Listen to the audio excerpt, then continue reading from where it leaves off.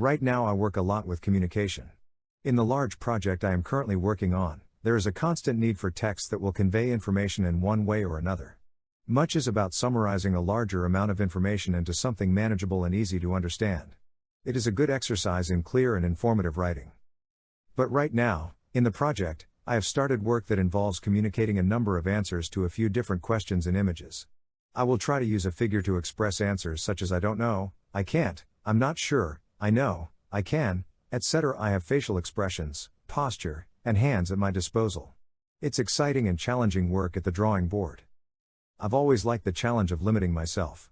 When I paint, for example, I like to limit myself from the start and select a smaller number of colors on the palette. The challenge then lies in creating as many new colors and shades as the image requires by mixing these few. In a similar way, I work with this figure.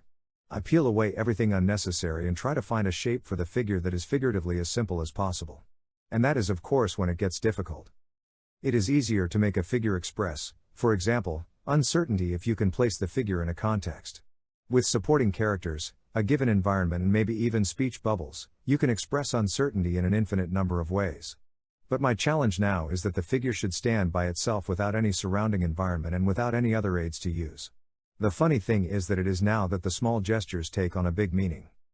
As I have stripped away everything superfluous from the figure, every change in hand position takes on a decisive meaning and the slightest shift in the figure's smile affects the entire expression. It is easy to draw parallels with writing. In a stripped-down text, attention is drawn to the small details. It can be decisive for the mood of a written scene if a man on the dock looks at the seagulls or if he notices a broken window on a fishing boat. Whatever he chooses to devote his attention to, it affects my way of reading the man right then and there. It's the same way with my simple figure. Hands, mouth and eyes get to speak.